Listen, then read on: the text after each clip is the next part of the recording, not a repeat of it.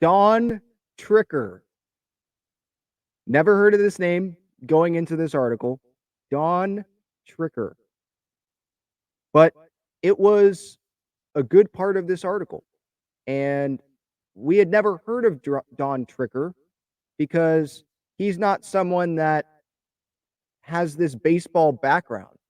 It's not like Mike Schilt or Josh Stein, even assistant GM, or Fred Ullman Jr., like who we know that's been there a long time. I'd never heard of Don Tricker's name, but the guy's been here for like 6 years, I guess.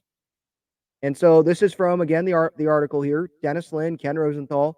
Soon after the 2017 season ended, Preller made an unusual hire. Don Tricker, the Padres' new director of player health and performance, had come to San Diego from the other side of the world. He has history, and as you can read in this article, has history for New Zealand's famed All Blacks, the most successful rugby team of all time. So he was hired by Preller, expected to oversee multiple departments, including the medical and training staff and the analytics department. One former Padres coach saying he was brought in to change the culture. So you're bringing in a rugby dude to come change the team's culture. To many here, and by the way, he does have experience, I guess, men's national softball team for New Zealand. I have no idea, like, how much experience or what happened there with that, but okay. It's still not Major League Baseball or, any team in America. But I like AJ thinking outside the box. But when you read this, it's like, why is this guy still here? What is this dude's job? Like, there's a title for this guy. If you go look at the Padres front office directory and you go look up this guy's name, it's in there. And you see it. Tricker, Don Tricker. You go to medical and training staff on the Padres front office directory.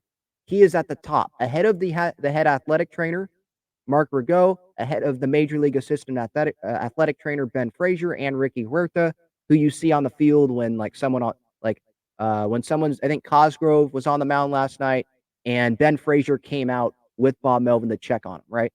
Like, Don Tricker, he is the head guy, the first name, director, player health and performance, medical and training staff section for the Padres in their front office directory.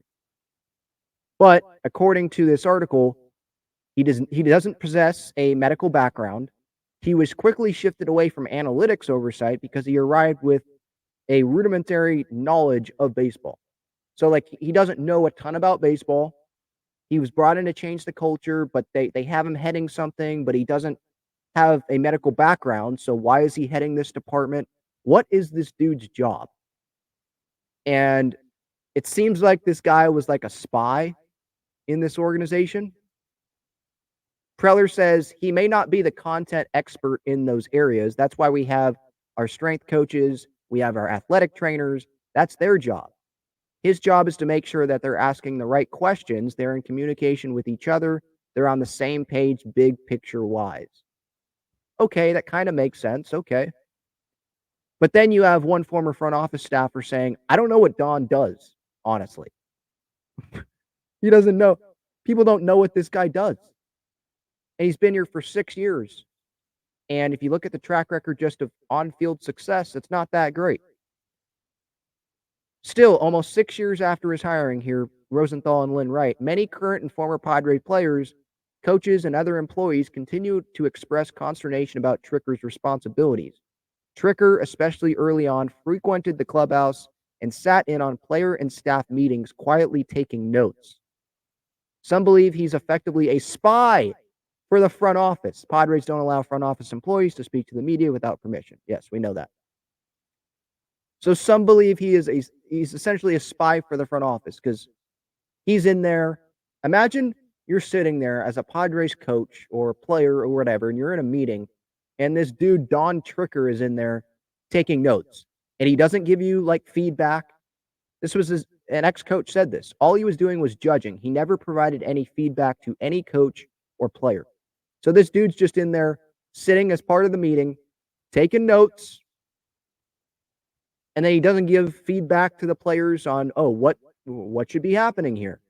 What are we doing wrong? What do you see?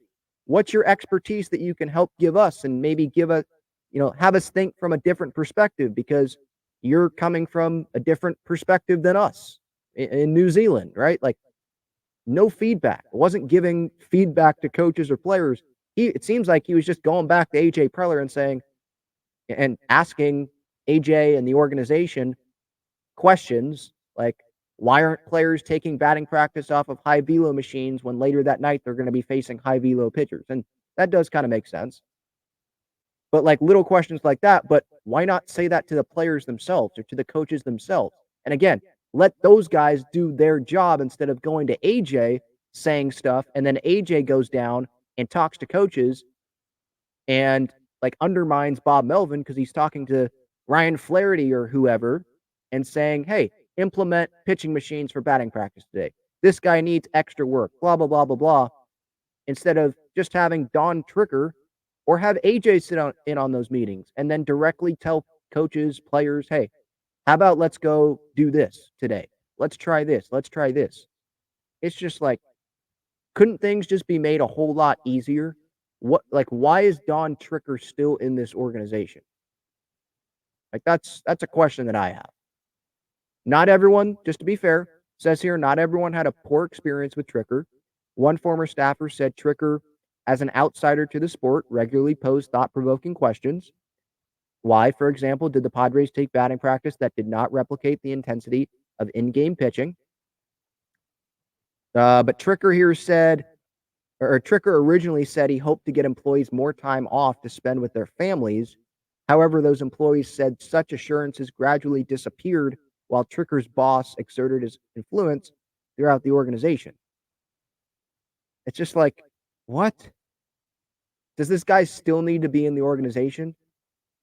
So you got people in the organization that don't like what AJ's doing. Then you add that on to you got people in the organization that don't like this Don Tricker guy, but then he stays in the organization. These people continue to stay in the organization, and it doesn't seem like they're changing. Like, what's the point of Don Tricker? What is this guy's actual job? He can have a job title, but what's his actual job? It's to spy. It's just to be essentially a spy, sit there in the meetings and then report back to AJ Preller what is going on in these meetings. Why can't AJ Preller be a part of these meetings? If he wants to be so hands-on, why doesn't he be a part of these meetings then?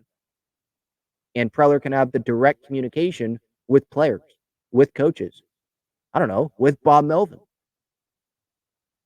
And I was listening to Darren Smith earlier today, and he's talking about how he heard, I guess, at some point in time this year that Melvin and Preller didn't talk for like weeks.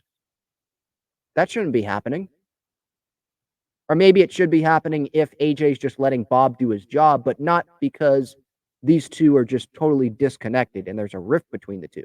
It should be a positive, I'm not really talking to you. I'm not really communicating, if that makes sense. But this is the negative part of not really communicating. And so, yeah, things need to be changed. And I go back to the unfixable thing. One Padres player thinking that this relationship between Melvin and Preller, unfixable. I don't believe that it's unfixable. If AJ goes in there and talks face to face with Bomel and says, I want you here for 2024. I realize you're a good manager. I hired you in the first place because I believe that you're a good manager and you could lead this team to a World Series. I'm going to keep you for 2024. And I realize after reading stuff, talking to people, I realize that I need to change. And so I'm going to take a little bit of a step back in this organization here, and I'm going to let you and your coaching staff do your job next season. I'm not going to provide a whole lot of input. And if I do, I'm going to talk directly to you and run it by you. And if AJ can actually do that, then I think the relationship can be more fixed. It can be fixed. Relationships can be fixed if people are willing to change. But AJ, after 2021, hasn't been willing to change. It's been 2 years later, and it's like the same stuff that's being written about AJ Preller here. Same stuff. This is from the 2021 article from Dennis Lin and Ken Rosenthal here, okay?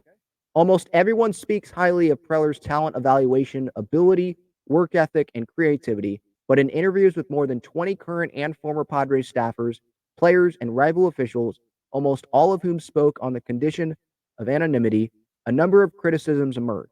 The most common involved Preller's reputation as a micromanager, his track record of dubious roster construction, and a perceived tendency to shift blame. It's the same stuff that was talked about in this article here, the 2023 article by the same people, Dennis Lin and Ken Rosenthal, who wrote this. The dubious roster construction, I mean, he's kind of taken shots, Melvin has, at Preller in post-game press conferences about that's how I've always liked to do things, is get everyone involved. And that didn't really happen early on in the season. The tendency to shift blame, that was hit on in this coaching staff thing here. Let me find it. I forget where it was here in this article. Here, this is one former Padres coach. It's hard to be in a situation where you really want to celebrate with people and win with people who you know, when you're not doing well, are consistently jumping off the boat. They're blaming you for the leak in the raft. I think AJ is not great at recognizing the culture cost of him putting his finger on the thumb of the coaching staff, a former team executive said. So, one former staff member here said he had never worked in an organization where players dealt with as much criticism. Some Padres coaches throughout Preller's tenure have said they felt nitpicked by the front office. So again, Preller micromanaging, tendency to shift blame, nitpick things about the coaching staff, instead of him just saying it's me, my fault, I need to change how I operate, instead of shifting blame on other people, cycling through so many coaches, cycling through managers. Maybe I need to change what I'm doing here and let people do their job.